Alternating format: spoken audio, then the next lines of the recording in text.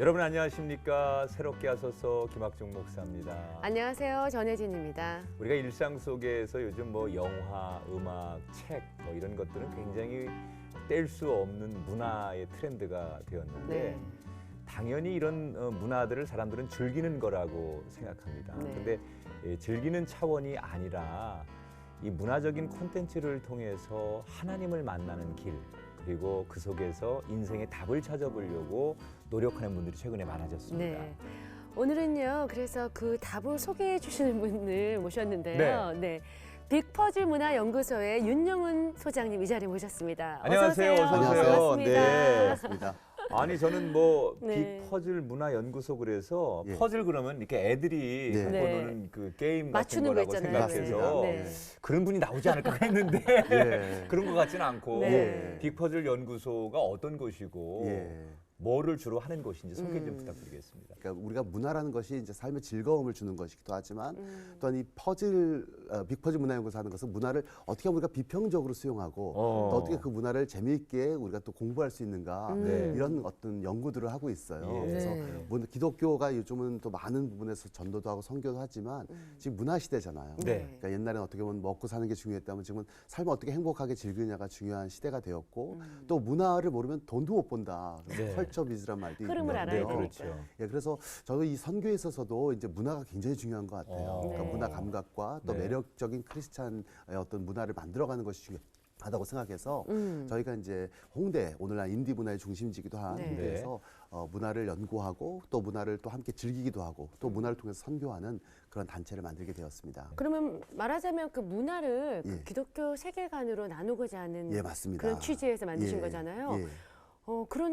이렇게 만들게 된 계기가 있으셨을 것 같아요. 일단 뭐 제가 일단 영화나 음악이나 책을 굉장히 좋아해요. 그러니까 어렸을 때부터 사실은 저는 영화와 음악을 거의 광적으로 좋아하는 네. 어떻게 보면 요즘 와서 거의 덕후 수준이었어요. 그래서 청계천이나 세운상가에 항상 뭐 백판 사러 다니고 네.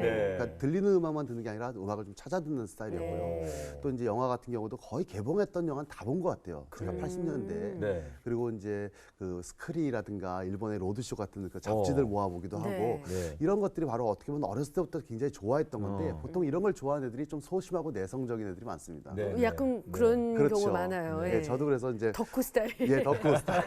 그래서 이렇게 남들과 사람하고 놀기보다는 예. 그런 문화하고 주로 소통을 했던 것 같고요. 제가 그런 걸 좋아해서 그건 삶의 이제 어떤 즐거움과 양념이라고 생각을 했는데 네. 나중에 제가 공부를 하면서 네. 제가 미국에서 문화 신학을 전공했거든요. 그래서 그 지도 교수님께서 이 문화를 내가 이제 어떻게 보면 신학의 도구로 쓸 수 있다라는 영감을 주셨어요. 네. 그래서 내가 좋아했던 것을 내가 공부할 수 있는 주제로 삼게 되었고 또 제가 이제 문화라는 것이 또한 오늘날 선교에 굉장히 중요한 주제잖아요. 네. 그래서 기독교 세계관으로 문화를 컨텐츠를 만들고 또 문화를 비평적으로 잘 수용할 수 있도록 문화를 비평할 수 있는 힘을 키우자. 그것이 저희 연구소의 취지죠. 네. 그 정말 그 어릴 적의 모습과 지금의 모습은 스스로 아마 상상할 수 없을 만큼 과거의 나를 아는 분들은 예. 제가 제 맞아 이렇게 얘기할 거다 그러셨는데 맞습니다. 예. 과거에 어떤 소년이었을 거고 예. 또 어디서부터 신앙의 출발이 있었을까 궁금한데 신앙생활은 어떻게 시작하셨어요? 제가 처음 교회 나간 것은 이제 중학교 2학년 때였어요. 네. 그러니까 제가 이제 이사를 와서 갔는데 이사한 그 동네 옆에 바로 교회가 있었습니다. 예. 근데 그 교회는 아이들이 뭐 신방도 가고 전도도 가고 막 그랬어요. 예. 그러니까 옆에 이제 중학생 한 명이 이사 왔다라는 그 정보가 입수되니까 네. 교회에서 이제 전도자를 파송한 거죠. 예. 어느 날 제가 이제 초인종을 위해서 나가 보니까 네. 어떤 예쁜 여학생이 와서 네. 저보고 교회를 가자는 거예요. 야 네. 가슴 설레는 얘기네 이거. 안 갈 수가 없잖아요. 네. 예쁜 바로 여학생이 와서 농담 삼아 마법의 제가 끈을 그때 이제 따라가셨어요. 예, 제가 그때 그 절에서 나왔으면 아마 지금 스님이 됐을 거다. 이렇게 제가 농담 삼아 얘기하기도 하는데요. 네. 그래서 그 아가씨가 아니죠. 여학생이 저한테 너무 예쁜데 네. 나보고 이제 교회 가자고 하니까 안 갈 수가 없더라고요. 네. 끌려갔죠. 음. 그래서 나도 처음 교회를 모르게. 가게 되었습니다. 처음. 예. 아니 그 지금 처음으로 그렇게 교회로 인도한 그 여학생 너무 고마운 여학생인데 지금은 어떻게 뭐 연락이 되나요? 지금 제 와이프입니다. 중학교 2학년 때 만났는데요. 예, 예, 맞습니다. 이야, 정말 그 아니, 사모님이시라고요? 예, 예. 제 와이프가 나중에 이제는 네. 제가 청년부 활동하면서 네. 정들면서 이제 제 와이프 정들어서. 예. 제 은인입니다. 예. 저를 구원한 사람이고. 그렇게 해서 이제 예. 사모님 또 나중에 만나시게 되고 예. 그러셨군요. 그리고 이제 교회 가서 근데 제가 그때 굉장히 소심하고 내성적인 학생이었는데요. 네. 그러니까 교회 문화가 너무 즐거웠어요. 그러니까 네. 사람들이 왁자지껄하고 네. 또 거기서 뭐 이렇게 활동하는 모습들을 보면서 그냥 지켜보면서 제가 활동을 적극적으로 하진 못했지만 네. 그래서 그 공간 안에 있는 것이 너무 좋더라고요. 어. 또 저는 그런 생각을 해요. 지난번 그 겨울에 했던 응답하라 1988이라는 네, 드라마에 네. 보면 그 시절 그렇죠. 떠올라요. 예, 골목은 시간만으로 친구를 만든다. 뭐 네. 이런 말이 나오잖아요. 네. 근데 말 그대로 교회가 저한테 하나의 골목이었던 것 같아요. 그래서 오늘날 많은 아이들이 학원이나 아파트가 과연 시간만으로 친구를 만날 수 있을까? 맞아요. 그래서 교회가 요즘도 굉장히 중요한 역할을 해야 된다고 생각하고요. 그래서 그 교회에 다니면서 점점 이제 신앙을 알게 되고 네. 조금씩 신앙을 이제 어떻게 배우면서 이제 제가 출발했던 것이죠. 근데 보통 이렇게 신앙을 그 예. 어릴 때 믿어도 청소년 시절을 거쳐서 뭐 대학교 가고 하면은 좀 남자분들은 여자는 그래도 좀 예. 따라가는 편인데 예. 잘 못 따라가는 경우가 많거든요. 예, 사실 저도 그랬어요. 네. 저는 많이 방황을 했습니다. 그러니까 사실 제가 대학교를 삼수를 했습니다. 네. 그러니까 삼수를 하는데 전 지금도 그래서 시험 보는 게 무서워요. 저는 운전면허도 한 7번 떨어졌거든요. 그러세요? 그래서 무슨 시험이든지 시험 보는 거 보면 항상 제가 이제 떨리고 힘들고 그런데 그러니까 시험을 볼 때마다 떨어지고 또 이러다 보니까는 자신감이 완전히 하락하고 네. 또 굉장히 열등감이 많았어요. 그러니까 아니 저희가 듣기로는 아아버님이 선생님이시고 예, 맞습니다. 현직 교사셨고 예. 그러면 명문대학을 또 그러니까 꿈꾸셨군요. 그 부모님이 이렇게 조금 더 높은 대학을 네. 원하셔서 일부러 안 가신 거 아닙니까? 그런 것도 있어요. 네, 분명히 네. 저희 아버님이 그 학교에서부터 굉장히 어떻게 보면 엄격한 선생님이셨는데 네. 저도 아주 엄격하게 키우셨어요. 네. 그래서 저도 뭐 아버지가 너무 엄격하셨기 때문에 그 탈출구로 사실 문화나 또 이런 어떤 그 탈출구로 교회를 삼았는지도 몰라요. 그래서 이제 아버님의 어떤 처음에는 그렇게 따랐지만 제가 이제 좀 삐뚤어지더라고요. 마음이 삐뚤어지면서 거기에 반항심도 많이 갖게 되고 그래서 재수하고 삼수하고 할 때는 저희가 신앙도 잃어버렸어요. 그 신앙도 잃어버리면서 어떻게 보면은 내가 이렇게 인생이 망가지나 이런 어떤 그 방황 그런 고민들도 많이 하게 됐었죠. 네. 그러다가 이제 삼수에서 떨어진 다음에 제가 이제 신학교를 가게 됐는데 그때는 신학교는 상상도 못했는데 어떻게 보면 갈 데가 없어서 이제 군대 끌려가야 되니까 근데 신학교에 갔을 때도 전 적응을 못했어요. 왜냐하면 갔더니 그러니까 신학생들인데 거의 목사님 같은 신앙들을 갖고 근엄한. 있더라고요. 그리고 제가 한 2년 정도 쉬는 동안 신학생들이 예. 벌써 목사님죠. 그리고 뭐 기독교 문화가 많이 바뀌어 있더라고요. 네. 옛날에 부르던 찬양들도 다 바뀌어가지고 네. 뭐 최신곡들 네. 오주여 나의 마음이 화산나 뭐 이런 당시 최신곡들 부르는데 그 전에는 이제 내게 강 같은 평화 그렇습니다. 그 정도 수준이었어요. 예. 예수님 찬양. 예. 오지요 나의 예. 마음. 오주여 나의 마음 이거 정말 왜 이렇게 최신곡 익숙하죠 저는? 그런 네. 노래를 부르는데 저는 어떻게 보면 익숙하지 못하고 네, 네. 또 막 통성기도 하는데 저는 뭐 하지도 못하고 이런 분야에서 저는 그 굉장히 좌절하고 그냥 하루하루 이제 시간을 때우고 있었는데 그때 이제 제가 우연히 제가 아는 제 동료가 저를 이제 한 선교단체 모임에 데려갔어요. 네. 근데 뭐 낯설더라고요. 그래가지고 이게 집에 왔었는데 갑자기 전화가 온 거예요. 네. 어떤 역시 여자분입니다. 어. 제 인생 여자가 저를 많이 이끌어줍니다. 저희 어머님도 그렇고 네. 저희 와이프도 그렇고. 여복이 많으시네요. 아, 그렇습니다. 가끔 가다가는 그런 생각도 해요. 제 주에 다 여자라 가지고. 네. 그래가지고 제가 책임질 여자라는 생각이니까 그 여자들이 저희 목을 막 조르는. 혹시 자녀들도 다 딸만 있습니다. 이야. 여동생만 있고. 예. 여동생만 있고. 이모만 있습니다. 이모만 야, 있고 세상에. 제 주변에 남자가 없어서 귀합니다. 네. 이걸 또 굉장히 부러워하시는 분들이 있을 것 같아요. 그러니까요. 그렇지만 이제 어떻게 보면 그런 가운데서 그 누나가 갑자기 저한테 관심을 가지셨어요. 네. 그래서 저한테 성역 공부하자고 저한테 제의를 해주셔서 이사하기 싫지 않았습니다. 네. 그러니까 나에게 찾아와서 누가 나에게 말을 걸어준다는 게 당시 내성적이고 되게 열등감 많았던 그쵸. 한 아이에게는 굉장히 너무 저는 큰. 중요한 어떤 시간이었어요. 네. 그래서 성역 공부를 일주일에 한 번씩 만나서 하는데 그게 이제 제 마음을 녹이더라고요. 제가 마음에 있는 상처들, 제 마음에 있는 어떤 아픔들, 네. 또 더군다나 제가 말을 좀 더듬었어요. 제가 안 믿겨요. 지금 봐서는. 혀가 짧아가지고 말을 계속 더듬으니까 뭐 지우개 좀 줘, 뭐 이렇게 얘기하면 친구들이 지우개 여기 있어, 뭐 이렇게 이런 식으로 얘기하면 네. 막 제가 이제 소심한 자존감이 아이들이 낮아지고. 더 자존감이 아니 상상이 안 가네. 지금의 네, 목사님 이렇게 말씀 모습하고. 잘하시는데. 저도 모르겠습니다. 이건 후천적인 것 같고요. 네네. 그래서 그런 부분 가운데서 저는 그 누나가 이제 저의 내 영혼의 상처를 계속 들어주시는 거예요. 저에게 계속 얘기할 수 있도록 이끌어주시고 설교한 게 아니라 제 말을 들어주시는 그런 어떤 저한테 상담자 역할을 해주셨죠. 네. 그래서 제가 이렇게 하나씩 치유되면서 하나님에 대한 만남, 하나님에 대한 소명 이런 것들을 찾게 되었어요. 그래서 제가 아주 밝아졌죠. 그리고 교회 활동도 열심히 하게 되고 그런 어떤 시간들이 저한테는 아주 소중한 시간들이었습니다. 그랬군요. 그러는데 지금 뭐 정말 말씀만 들었을 땐 소심했던 네. 그런 모습을 찾을 수가 없잖아요. 예. 근데 그 소심했던 시절, 대학 시절에서 네. 이제는 우리 때도 되게 유명했던 네. 그 음악 선교 예, 단체가 맞습니다. 있어요. 예. 컨티넨탈 싱어즈. 예, 거기 아시는군요. 멤버로 계셨다는 게 너무 전 진짜요? 충격이거든요. 예, 네. 맞습니다. 예. 저희 때 되게 유명했거든요. 아, 그렇죠. 예. 거기 함부로 아무나 갈 수 있는 게 그러니까요. 어느 정도 아니었는데. 그레이드가 되는 분들만. 그렇지만 저희 때는요 이제 막 시작됐기 때문에 네네. 어떻게 보면 좀 오디션이 그때 좀 이후보다는 좀 덜 네네. 치열했었어요. 근데 이 컨티넨탈 싱어스가 뭐 저한테는 굉장히 큰 단체였습니다. 왜냐하면 네. 제가 컨티넨탈 싱어스의 공연을 보고 너무 멋있는 거예요. 네. 사실 지금은 뭐 군무도 많이 하고 네. 또 아이돌 가수들이 굉장히 기계 같은 춤도 많이 추지만 컨티넨탈 싱어스가 그랬거든요. 네, 그러니까 어떻게 보면 그랬죠. 동그랗게 해서 하얀 가운, 와이셔츠에 네. 까만 치마 입고 네. 이렇게 손잡고 이 정도 하던 교회 문화였는데 네. 거기서 막 갑자기 뭐 안무를 막 하니까 너무 멋있기도 하고 그래서 나도 한번 저기 한번 지원해 볼까? 그래서 제가 그때 군대에 갔다 온 다음에 소극적이었던. 예, 한번 지원해 보자. 네. 그래서 교회에서 찬양팀도 하고 그랬으니까 네. 그래서 제가 지원을 했는데 다행히 됐어요. 네. 그래가지고 제가 3기에 활동을 오디션 하게 보고 됐습니다. 되신 거죠? 아, 물론입니다. 그러면 그때 3기의 동기들이 유명한 사람이 꽤 나오지 아주 않나요? 많았습니다. 네. 그래서 지금도 계속 동역하고 있는 뭐 김명식, 전관웅, 조은 씨앗, 와. 아침 뭐 이런 팀들, 뭐 그전에도 네. 뭐 소리엘도 있고, 그러니까 기라성 같은 그 당시 다 무명이었죠. 네. 어떻게 보면 그 사람들이 함께 모여 있었는데 그러다 보니까 저도 너무 좋았지만 정말 저에게는 너무나도 또 아픈 시간인 게 네. 거기서 제가 노래를 제일 못하는 거예요. 그리고 제가 이게 익숙지가 않아요. 네. 리드미컬 해야 되는데 네. 리드미컬 하지 못하다 보니까 계속 제가 실수를 하고 그래서 제가 이 팀에 민폐를 끼친다는 생각을 갖게 되었어요. 어느 날 이제 저희끼리 이제 미팅을 하고서 이제 좀 이렇게 친교로 갔는데 난 여기에서 껴서 얘기를 해보려고 그러는데 이상하게 내가 소외되는 거예요. 네. 자신이 없었고. 예. 그러다가 또 이제 여기서는 내가 소외될 것 같다 그래가지고 또 저쪽 그룹에 가서 끼려고 그러는데 거기서 소외가 되는 거예요. 그러면서 제가 어떤 순간에 벽에 이렇게 혼자 있는데 나만 빼고 다 행복해요. 나만 빼고 다 즐거워요. 사실 그때는 컨텐탈 싱어스 멤버들도 처음에 이렇게 사역을 시작하다 보니까 다들 흥분했기 때문에 네. 제가 소외된 것을 그 당시에 몰랐던 것 같아요. 그렇죠. 뭐 리허설 캠프 때는. 네. 그래서 제가 그 순간에 갑자기 그 내 어떤 열등감이 다시 저를 확 사로잡더라고요. 예. 그래서 그냥 말을 딱 닫아버렸어요.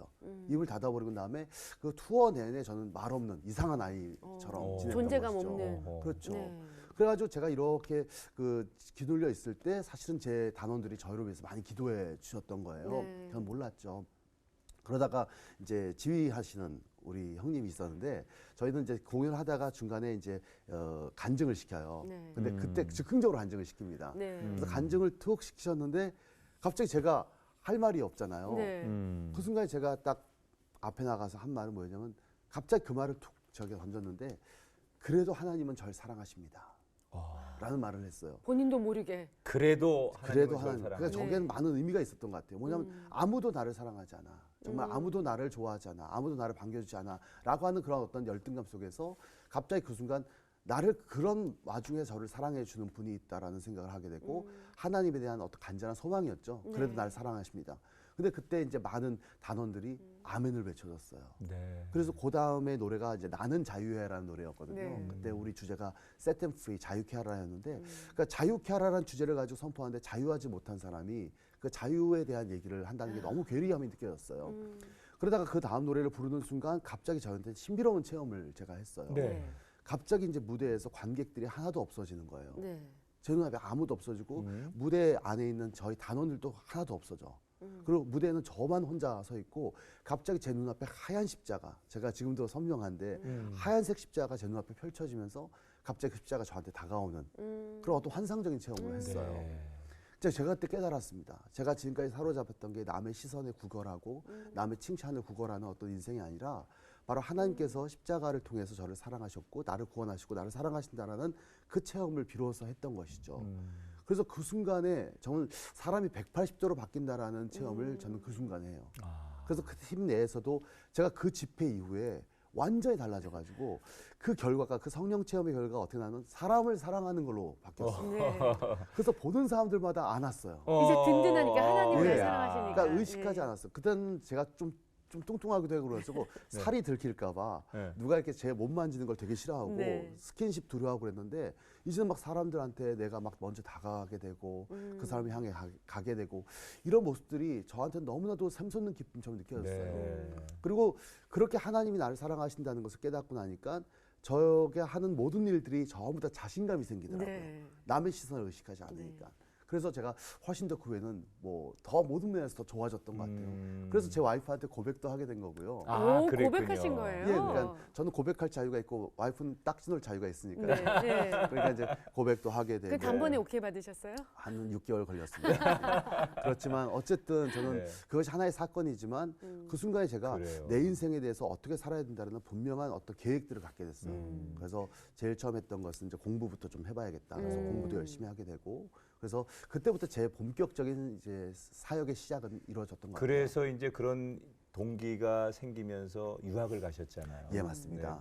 우리 목사님이 두루에서 이제 네. PhD 하고 오셨는데 굉장히 명문 대학이거든요. 네. 유명한 대학이고 뭐 정말 신학자들을 많이 배출하는 네. 곳에서 학위 받고 오셨어요. 예. 근데 미국 가셔서 정말 꿈을 가지고 유학을 가신 예. 건데 가셔서 또 많은 어려움들을 통하여 예. 연단되는 과정들이 있었다고 그래요. 예. 어떤 일이 있었던 겁니까? 사실 이제 아이를 갖게 됐는데요. 그 아이가 이제 몸이 아프게 태어났어요. 그러니까 심장 판막증이라고 하죠. 그래서 네네. 심장이 안 좋게 태어나는 그런 아픔을 겪으면서 저는 그때는 이랬습니다. 분명히 심장 판막증은 요즘은 그렇게 어려운 수술은 아니고 쉽게 나을 것이다. 또 주변에 나를 위해서 기도해 주시고 또 제가 성결교 목사거든요. 네. 성결교는 또 신유라는 어떤 네. 가르침이 있어요. 그럼요. 기도하면 낫는다. 네. 그러니까 저도 기도하고 그랬으니까 아이가 나을 거다라는 믿음을 갖고 이제 아이를 낳게 됐죠. 한 4개월쯤 지났을 때 이제 아이가 이제 좀 몸이 약해져서 수술을 하러 들어갔어요. 그래서 수술하러 들어가면 그 수술은 이제 간단한 수술이니까 일주일 정도 걸릴 거다 이렇게 얘기했는데 불행히도 그 아이가 거기서 이제 폐렴에 감염이 된 거예요. 네. 병원에서 이제 가끔 이렇게 감염이 일어나잖아요. 그래서 이제 그 밤에 좀 어렵다 보니까 응급처치를 하다가 그 아이의 폐가 터졌어요. 그러면서 이제 그 순간 심장이 안 좋은 애가 폐가 터지다 보니까 이 브레인에 데미지가 간 거예요. 뇌까지 다. 예. 그래서 이제 뇌성마비가 되고 말았어요. 그래서 저희가 중환자실에서 그런 위기의 밤을 넘길 때 제가 정말 눈물로 하나님께 기도하면서 정말 하나님 앞에 제가 혹시라도 이전에 놓친 것이 있을까, 회개하지 못한 게 있을까, 막 네네. 어렸을 때부터 기억을 막 더듬어가면서 회개하면서 제가 그 아이를 살려달라고 부르짖었는데 딱 제가 눈앞에서 본 아이는 제가 그 이전에 본 아이가 아닌 거예요. 정말 방긋방긋 웃으면서 저를 반겼던 아이가 아니라 그러니까 모든 것이 마비되고 눈동자가 풀려 있고 침을 흘리는 그 완벽하게 어떻게 보면 중증 장애가 돼 있는 네. 아이를 네. 만난 거예요. 아하. 그리고 이제 그 병원에서 앞으로 얘가 굉장히 중증 장애로 살게 될 거라는 그런 통보를 받았을 때 앞이 캄캄해지더라고요. 정말 너무너무 저는 끔찍했고 또 그런 가운데서 시간이 지나면서 이제 사람들도 와서 찾아가는데 마음이 꼬이니까 사람들 말이 곱게 안 들려요. 또 어떤 분 오셔서 윤전사 회개해. 하나님께서 치신 거야. 이렇게 저를 말씀하시는 분도 있었고 또 어떤 분은 이게 다 윤전사 큰 종 만들라고 이렇게 하셨던데 저는 큰 종이란 말이 더 거북했어요. 위로도가 안 예, 돼요. 내가 큰 종 되면 뭐해? 우리 애가 이렇게 나쁘게 했는데 그다음에 또 어떤 분 오셔가지고는 너무 쉽게 그냥 기도하고 걱정하지 말라고 걱정하지 말라 다 치료한다고 이렇게 얘기하는데 그냥 속으로는 네 새끼가 아파봐라 이런 어떤 반항심도 들고 그렇죠. 그런 가운데서 이제 점점 하나님에 대한 신앙도 의심으로 빠져 들어가더라고요. 그 순간에 하나님이 안 계셨다라고 하는 어떤 그 고통 또 제 옆에 있는 아이는 똑같은 병으로 들어왔는데 얘는 수술을 잘 받고 이게 일주일 만에 건강하게 태어나는 모습들을 보는데 왜 우리 안이 이렇게 있어야 되나라는 그 신앙의 의문에 빠졌어요. 그러니까 그 기간이 한 1년 정도가 지속되었습니다. 네네. 그래서 그 1년 정도 지속되는 과정 속에서 제가 또 힘든 건 뭐냐면 하나님에 대한 굉장히 큰 이제 상처와 이제 의심에 빠져 있는 상태에서 계속 제가 전도사 일을 해야 되는 거예요. 그렇죠 또. 또 거기에 서 찬양, 그러니까 사실 설교는 어떻게든 버텨보겠는데 찬양인도는 정말 힘들더라고요. 제 안에 기쁨이었는데 찬양인도를 한다는 게 자체가 저 안에 막 나를 속이는 것 같은 느낌. 그러면서 제 안에 느낌은 너 누구냐, 너 누구냐 이렇게 얘기하는 듯한 음성을 듣는 것 같기도 하고. 그러면서 제가 아주 절망 속에 1년간의 병원 생활을 지속하게 됩니다. 얼마나 힘드셨을까요, 정말. 결국 이제 정말 내가 그렇게 바닥에 떨어질 때 나를 찾아올 수 있는 분은 하나님밖에 없었을 맞습니다. 텐데 예. 하나님께서 우리 목사님에게 어떤 모습으로 찾아오셨을까요? 사실 그게 저한테는 너무나도 감사한 순간인데요. 바로 하나님께서 이제 사실 저한테는 사람을 통해서 은총을 내려주신다고 저는 네. 믿어요. 네. 그래서 제가 병원에서 1년 동안 생활하다 보면 많은 것을 배웠는데 첫 번째는 바로 병원 안의 공동체였어요. 그러니까 저도 지금까지 전도사를 하면서 많은 아픈 사람들을 신방갔지만 아픈 사람들의 심정이 뭔지를 사실은 그렇게 마음 깊이 느낄 수는 그렇죠. 없었습니다. 아파보지 당시에 않으면. 제가 한 28 정도 먹은 전도사였는데요. 그런 가운데서 그 병원에 보니까 그때가 거기가 콜롬비아 대학 그 아이 병동, 어린이 병동이었는데 수많은 아픈 아이들의 엄마들이 그 옆을 지키는 거예요. 네. 그러니까 그 엄마들이 그 아이들 때문에 그 아파하는 모습들이 저한테 들어오게 됐고, 그러니까 서로가 서로에게 동병상련, 같은 아픔을 공유하다 보니까 위안이 되고. 서로가 서로에게 힘이 되는 거예요. 그래서 서로가 서로에게 위해서 축복도 해주고 또 기도도 해주는데, 특별히 저희 아이 옆에 있던 사람은 이제 이집트 부모였어요. 그러니까 콥틱 크리스찬이라고 하죠. 그러니까 네. 전통적인 네. 이집트 네, 네. 크리스찬이었는데, 그 가보면 항상 저희 애를 위해서 기름을 바르면서 계속 기도를 해주는 그런 아이가 있었는데, 그런 부모님들과 함께 서로 격려하고 위로하면서 소위 상처 입은 자들끼리 어떤 공동체를 형성하더라고요. 위로가 되죠. 예, 네. 그게 저는 1년 동안에 저희를 버티게 해준 힘이었는데, 어느 날은 제 와이프가 제가 딱 갔더니 병원에서 막 울더라고요. 왜 그러냐 그랬더니 이제 매튜 갔어 이러는 거예요. 매튜 하나님 하늘나라로 갔다고. 갔다. 그러니까 때로는 우리가 하나님 나라로 그 아이들을 보내기도 하고, 때로는 회복해서 아이들을 퇴원할 때 모두가 축하해주기도 하고, 또 저희 애도 생일을 이제 병원에서 맞았는데 병원에서 이제 서프라이즈 파티, 1주년 파티 같은 거를 열어주고, 이런 걸 통해서 제가 큰 힘을 얻었고요.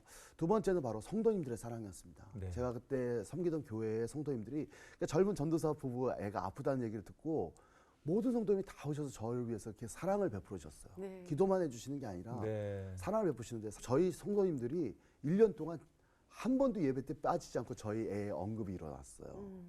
정말 지치지도 않고 계속해서 교회가 절기도 많은데 그 관심도 많을 텐데 저희 애를 위해서 한 번도 빠지지 않고 기억을 해주면서 기도해 네. 주셨고, 또 줄 서서 어떻게 보면 순번을 정해가지고 도시락을 배달해 주시고. 근데 어느 날인데 저하고 사이가 별로 안 좋은 목사님이었어요. 네. 제가 별로 안 좋아했어요, 네. 그 목사님. 근데 그 목사님이 저한테 오셔서는 아이를 보고 많이 울어주셨어요. 그리고는 저희 그 부부에게 이렇게 말씀해 주시는 거예요. 하나님께서 이렇게 작고 약한 아이들을 보내시면서 누구한테 맡겨주시면 잘 키워줄 수 있을까, 이렇게 찾으시다가 저희 부부를 찾으시고, 아 그래 저 사람이라면 잘 맡아줄 거야 라면서 우리 아이를 저희한테 선물로 주셨다. 난 믿는다. 아무리 힘들어도 윤 전사 부부는 이 아이를 잘 키울 거야. 갑자기 그 순간에 제가 와르르 무너졌어요. 그냥 와르르 무너진 게, 하나님께도 너무 죄송했지만 우리 애한테 너무 미안했던 거예요. 제가 그때까지 1년 동안 우리 아이를 제 인생의 짐이라고 생각했어요. 네. 힘드니까. 예. 현실이니까. 그리고 제가 4개월 전 만에 들어갔기 때문에 아이하고 정이 좀 덜 들었어요. 그래서 내심 못된 생각을 품었습니다. 그냥 하나님 데려갔으면, 그냥 이렇게 그냥 앞으로 힘들게 살 바엔 네. 그냥 데려갔으면, 네. 죽어줬으면, 나를 위해서 좀 죽어줬으면, 이런 못된 생각을 품고 있는데, 아이는 그 죽음의 위기를 넘기면서 그렇게 강하게 싸우고 있는데, 아이는 부모가 이렇게 못된 생각을 품었다는 게 우리 애한테 너무 미안한 거였어요. 그래서 제가 그때 진짜 회개를 했던 거죠. 정말 진심으로 네. 아이한테 회개하고 하나님께 회개하고, 그리고 하나님한테 이랬습니다. 이거 딴 사람 주지 마세요. 이 아이 제가 키울 겁니다. 네. 그렇게 하면서 제가 지금까지 아이를 키우고 있는데, 지금도 좀 중증 장애가 있어요. 지금도 나이가 19살이 됐는데 19살 됐군요. 잘 크고 있습니다. 네. 잘 크고 있고 항상 얘가 밝아요. 그러면서 저는 이런 생각을 합니다. 저 아이는 아무것도 없는데도 저렇게 행복한데 나는 모든 걸 건강하게 다 가지고 있으면서도 때로는 불평하는구나 라고 하면서 그 아이가 저를 교만하지 않게 하는 저의 가정의 진짜 스승 같은 역할을 지금까지 하고 있습니다. 네. 아내분이 더 힘드셨을 것 같아요. 맞습니다. 그 아이를 보살피는 동안 정말 저희 아이가 너무 참혹하게 이렇게 무너져가는 모습을 네. 보면서 제가 그 하나님한테 더 삐졌었어요. 내가 사랑하는 사람이 저렇게 힘들게 지내야 된다는 것 때문에. 그렇지만 엄마의 힘은 위대하더라고요. 네. 그래서 저희 아이가 많이 그때 이제 배에 이제 튜브를 꽂고 있어서 이제 먹었는데, 이 애엄마가 그러니까 끝까지 그 먹이든 훈련은 네. 그 피딩을 훈련을 시키면서 정말 말도 잘 안 통하는데 매일 학교를 쫓아가서 아이가 재활되는 과정을 지켜보고 집에서 똑같이 반복하고, 또 항상 그 의사 선생한테 물어보면서 자기가 어떻게 해야 될지를 물어보면서 하니까 네. 나중에 그 의사 선생들이 우리 엄마를, 애 엄마를 이렇게 안아주면서 스트롱 마미, 그레인 마미 이러면서 많이 격려해 주시더라고요. 네. 제 와이프도 그때 비전을 찾았어요. 네. 어떻게 보면은 그냥 제 와이프로서 또 누구의 사모로서 살기를 소망했는데 이제 독립적인 자기 비전을 갖게 돼서 네. 그때 미국에서 저희가 미랄 선교단을 만나서 저 좋은 공동체 활동을 네. 하면서 비전을 찾아서 지금은 이제 장애인 선교와 그래서 한국에 와서 이제 특수교육을 전공하고 다시 전공하고 또 상담도 공부하면서 장애인 어머님들의 어떤 그 공동체들 고충을 가운데 알고. 상담 사역을 하고 있습니다. 그런데 그 미국에 와서 오셔서 학교가 아닌 예, 이제 홍대 예, 이 맞습니다. 사역지를 예. 택하셨는데 예. 사실 처음에 시작할 때는 누구나 뭐 재정 때문에 쉽게 가자 막 예. 그렇게 생각할 수도 있는데 예. 그 마음이 쉽지 않았을 것 같다는 생각이 들어요. 사실은 한국의 현실은 좀 차디찼습니다. 네. 그러니까 사실은 어느 정도 스펙을 좀 쌓았으니까 취직되겠지. 그러니까 사실 네. 정교수로 취직하는 게 모든 그 공부한 사람들의 꿈이기도 그렇죠. 하죠. 학위 받고 오시면 그런 예, 꿈을 근데 꾸는데. 정교수가 되는 게 쉬운 게 아니더라고요. 네. 굉장히 어려웠습니다. 그러면서 저도 이제 시간 강사하면서 경쟁의 어려움도 많이 겪게 되고 그러다가 이제 명지대학교 교목을 하게 됐어요. 네. 그러니까 명지대 교목을 이제 비정규로 이제 하게 되면서 그때 처음으로 제가 안 믿는 청년들과 소통하는 법을 배우게 된 거예요. 그래서 체프를 인도한다든가 또 기독교 교양 과목에서 하는데 저는 여기서 굉장히 중요한 게 그러니까 교회 안에서 어떻게 보면 평범한 얘기인데요. 의외로 조금만 효과적으로 전달하니까 안 믿는 아이들이 눈물을 흘리는 경우가 많았어요. 아, 그 마음을 딱 건드려서. 예. 그러니까 오히려 우리는 어렸을 때 익숙하게 설교를 듣지만 예. 오히려 교회를 안 다니는 애들은 아주 작은 이야기가 그들에게 마음에 더 잘 네. 먹힌다는 것을 제가 알게 되었고 또 명지대가 홍대하고 가깝거든요. 네. 그래서 또 아이들과 또 놀 때는 홍대 가서 또 많이 놀기도 하고 네. 또 거기서 밥도 먹고 그러다 보니까 이 홍대 문화라는 것을 알게 됐습니다. 그래서 제가 그 당시 품었던 것은 내가 공부를 하는 이유는 담론을 만들고 또 학생들을 가르치고 또 복음을 전하는 것인데 제가 왜 이것을 꼭 학교라고 하는 울타리에서 해야 되나. 사실 이 학교라는 것 안에 다른 가능성을 찾아볼 생각을 안 했던 거예요. 네. 그 순간에 제가 깨달은 것이 바로 홍대의 인디 문화의 동력을 받으면서 내가 그런 어떤 대안적 기관을 만들어 보자라는 어떤 그런 원대한 생각이 갑자기 들었어요. 예, 예. 그래서 제가 그냥 무작정 제가 그렇게 홍대에다가 연구소를 시작하게 되었습니다. 그러셨군요. 이제 목사님께서 그런 정말 기독교의 가치를 가지고 세상의 문화를 한번 바라보고 네. 그래서 독특한 시도를 굉장히 많이 하셨는데 그 중에 하나가 예. 그 기독교 노래가 아닌 일반 가요를 가지고 묵상하게 하는. 예. 근데 굉장히 저는 동감하거든요. 예. 우리 찬양을 가지고 뭐 믿지 않는 젊은이들에게 이거 가지고 예. 얘기하자면 얘기 안 할 텐데 예. 자기들이 좋아하는 일반 가요나 가수가 부른 예. 노래를 가지고 예. 이걸 잘 풀어서 이야기를 나누면 그러면 마음이 쏙쏙 네. 예. 빠지죠. 예. 아니 워낙 뭐 그런 걸 많이 하셔서 책도 내셨는데 이게 어떻게 이런 생각을 하신 겁니까? 사실 노래와 음악 같은 것들 비평하는 것들에 대해서 함께 나누면서 네. 이걸 신앙적으로 풀어보는 것은 어떨까라는 생각을 갖게 되었어요. 그래서 제게 영감을 많이 줬던 신학자가 폴 틸릭이라는 신학자가 네. 있는데 그분이 이런 말을 했거든요. 종교는 내용이고 문화는 형식이다. 다시 말해서 일반 세속 문화가 세속 문화처럼 보이지만 그 안에는 종교적 질문을 담아낸다는 거예요. 그러니까 거기에는 아직 복음은 없죠. 그러나 그들은 적어도 질문한다는 것이고 복음이라는 것은 문화라는 형식을 가져야만 또한 우리에게 대답해 줄 수 있다는 것이죠.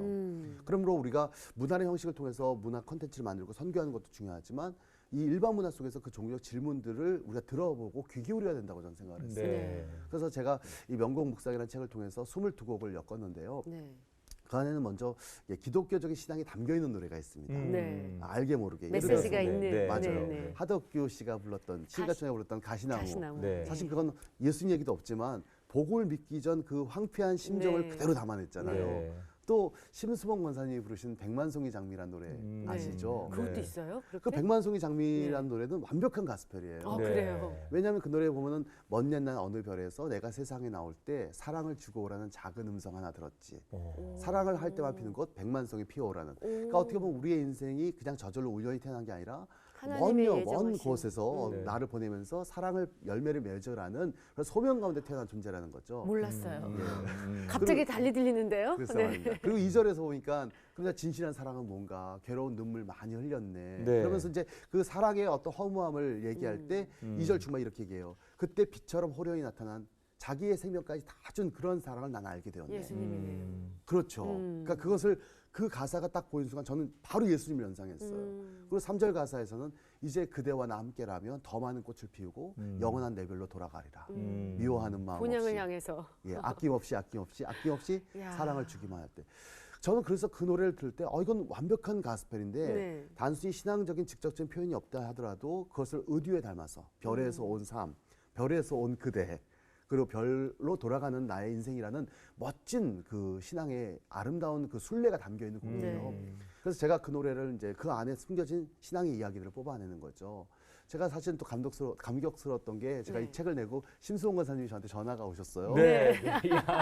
그래서 이제 이 책에 대해서 이제 잘 읽었다, 고맙다 이런 얘기 음. 해주시고 또 그러면서 가사가 두 군데 틀렸더라 그러면서 가사 조정도 해주시고 또 어떤 그런 내용을 보면서 우리가 일반적으로 몰랐지만 일반 문화 가운데는 그런 신앙적인 어떤 고백들이 담겨 있다는 것을 제가 이 노래들 가운데 좀 풀어봤고요. 또 다른 형태는 이제 신앙은 없습니다.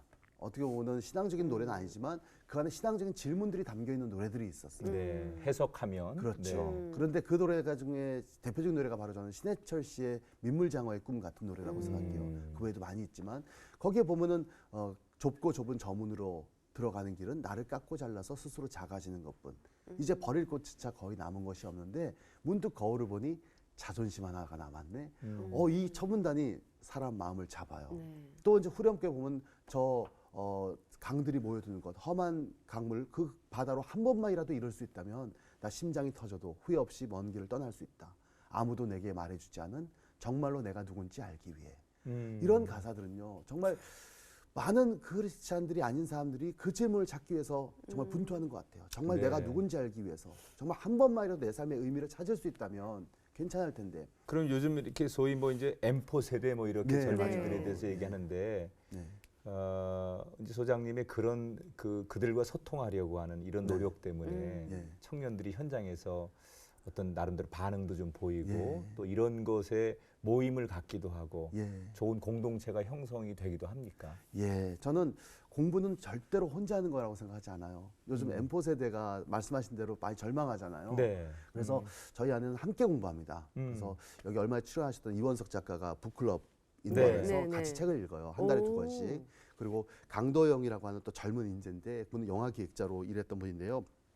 그래서 영화 모임이 있어요. 그래서 한 달에 한 편씩 영화를 같이 보고 그걸 영화를 가지고 또 우리가 기독교의 세계관으로 또 서로 토의하고 배워요.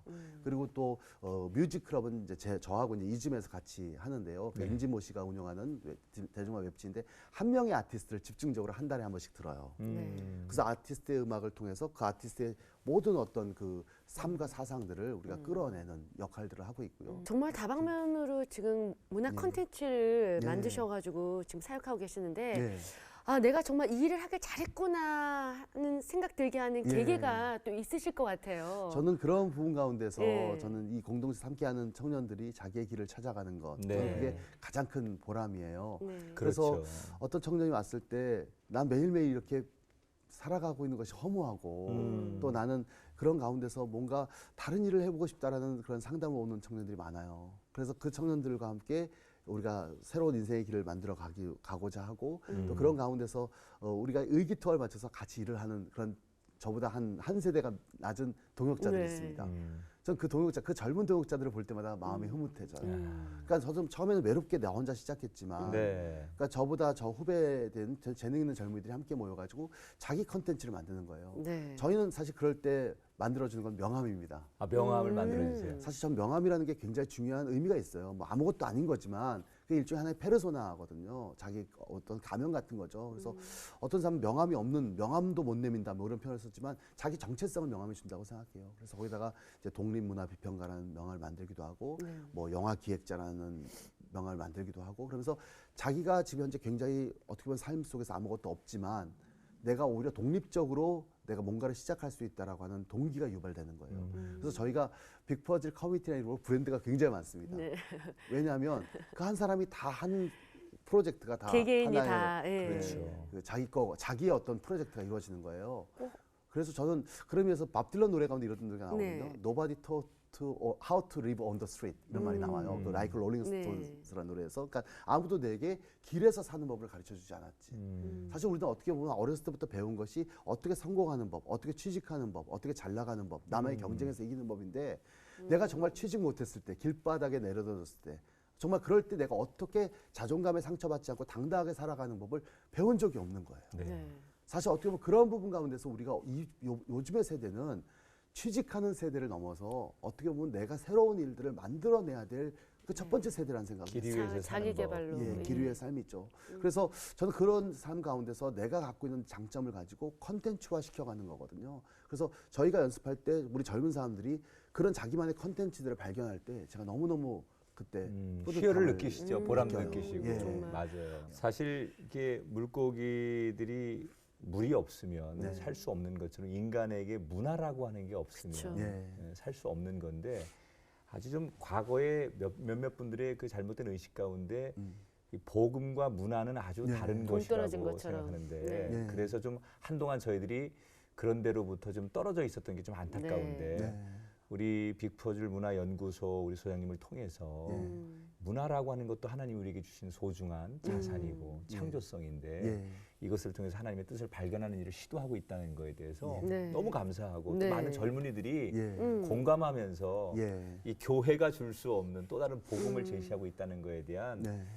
정말 그 감사함과 그리고 기대감이 있습니다. 네. 예수님이야말로 가장 훌륭한 뭐 문화 비평가시지 않았겠습니까? 저도 그렇게 생각합니다. 네. 항상 제 예수님이 제 롤모델이라고 생각하고 예. 제가 설교 때도 많이 언급하는데 예수께서 전하실 때 보면은 정말 남녀노소가 이해할 수 있는 그런 스토리텔링 하셨잖아요. 그렇죠. 네. 근데 거기에 심지어는요 종교성도 없어요. 하나님 나라가 무엇이라고 하는 얘기에 대해서 그냥 집 나간 아들의 이야기, 네. 또 농부에게는 씨 뿌리는 이야기, 어부에게는 고기 잡는 퍼포먼스. 네. 하지만은 그 얘기를 끝났을 때 우리가 듣는 것은 뭐냐면 그게 은유잖아요. 네. 은유를 통해서 결국 우리가 바로 하나님 나라는 이런 것이구나. 인간의 나라와 비교되는 하나님 나라의 그 비밀을 우리가 깨닫게 되는 것 같아요. 네. 저는 오늘날에도 크리스찬들이 우리가 쓰는 언어가 좀 우리 안에 개토됐다는 생각을 많이 합니다. 우리 교회 안에 익숙한 언어인데 그것이 이제 세상으로 나가면 너무 낯선 언어들이 돼버리는 거예요. 그렇죠. 그래서 그 언어만 조금만 더 우리가 일반 사람들이 같이 소통할 수 있는 언어로 바꿔만 줘도 훨씬 더 창의적이고 신선한 그게 눈 높이고 소통이 돼요. 지혜인데 맞습니다. 네. 이제 우리 소장님이 그런 일을 하시니까 오늘 새롭게 하수를 통해서 네. 저런 게 정말 필요하구나 네. 그리고 공감하고 예. 응원하실 텐데 마지막 이제 보내드리면서 예. 어떤 계획이 있으실지 또 예. 기도 제목은 예. 어떤 게 있으실지 예. 함께 나누고 싶습니다. 사실 저도 이 사역을 처음 시작할 때 이제 무작정 시작한 것이었지만은 이렇게 많은 퍼즐들이 우리에게 맞춰질 줄 것은 저도 꿈에도 몰랐어요. 네. 근데 저는 이런 생각을 합니다. 문화라는 것을 이제 우리가 감각적으로 비평하고 또 사역을 나가는 건데 이게 정말 제가 나이를 이제 점점 먹다 보니까는 젊은 인재들이 많이 필요하더라고요. 네. 그래서 저는 오늘 많은 젊은이들이 문화에 대한 관심도 많이 갖지만 정말 창의적인 기독교 문화에 대한 소명을 갖는 젊은이들을 만나기를 소망해요. 그래서 저희 연구소가 단순히 그냥 하나의 단체로서 뭐 제가 계속해서 리더를 맡는 것이 아니라 그 다음 세대를 찾는 것을 저는 요즘 굉장히 관심을 많이 가져요. 네. 누가 이 연구소, 이 어떤 문화 사역을 계속해서 이어갈 수 있을까? 바톤을 이어서. 예. 그래서 좀 젊은 인재. 근데 이것은 꼭 이제 문화에 대한 비평력이 있어야 되기 때문에 나름대로 좀 여러 가지를 좀 갖춰야 될 필요는 있어요. 그럼. 네. 그래서 저는 그런 인재들을 찾는 것이 제 기도 제목이고요. 네. 두 번째로는 이제 저희 가족이죠. 네. 저희 둘째가 계속해서 시식해서 잘 자라주기를. 19살 된 그 예, 아이. 저희 큰애는 이제 22살인데 네. 저희 큰애하고 이제 작은 아이가 어떻게 보면은 이런 가정에 대한 아빠에 대한 많은 지지를 하는데 이 사역이 저는 하나의 저희 가족도 팀이라고 생각해요. 네. 요즘은 가족 같은 공동체라는 말을 많이 하지만 사실 가족이 해체됐잖아요. 그렇죠. 그러면서 저는 요즘 많이 쓰는 말이 공동체 같은 가족이거든요. 그래서 가족끼리 담론이 필요하고 가족끼리 독서 토론하고 가족끼리 영화 토론하자 이런 것도 저도 가끔가다 주장을 해요. 그래서 네. 함께 이런 뜻을 맞춰가는 좋은 가정이 계속 될 수 있기를 기도하고 있고요. 네. 그리고 이제 마지막으로는 무엇보다도 가장 중요한 것이지만 제 어떤 건강이기도 해요. 네. 그러니까 요즘 와서 조금 제가 몸이 많이 지쳐가지고 조금 이렇게 몸이 약할 때가 있더라고요. 아플 때 그래요. 좀 자주 아프기도 해요. 그래서 건강을 한 번도 기도해 본 적이 없다고 생각했거든요. 자신 있어서. 근데 건강을 위해서도 제가 기도하고 있습니다. 네. 오히려 약할 때 강함이라고 예, 지금부터 맞습니다. 하나님께서 더 네. 강하게 네. 쓰시려고 하는 또 하나의 사인이라고 생각합니다. 고맙습니다. 네. 예. 오늘 빅퍼즐 문화연구소의 윤 소장님 말씀을 들으면서 네. 우리가 해야 할 일인데 네. 앞서서 이렇게 하고 계신 일에 저희가 고마움의 박수를 보내드리면서 네. 좀 더 많은 네. 이런 운동들이 다음 세대에게 전달되길 저희도 응원하고 축복하겠습니다. 네. 또 좋은 사역을 지금도 하고 계시는 거죠. 네. 이게 문화 사역이죠. 네. 네. 오늘 소장님 함께해 주셔서 감사합니다. 예, 감사합니다. 고맙습니다. 예, 감사합니다. 네, 오늘 윤 소장님과 말씀 나누면서 우리가 문화를 우리 크리스천들이 이끌어 나가는 것도 중요하지만 우리가 살고 있는 이 문화 속에서 복음을 읽어내는 일, 또 신앙의 답을 찾아가는 것도 참 중요하구나라는 생각을 해봤습니다. 네.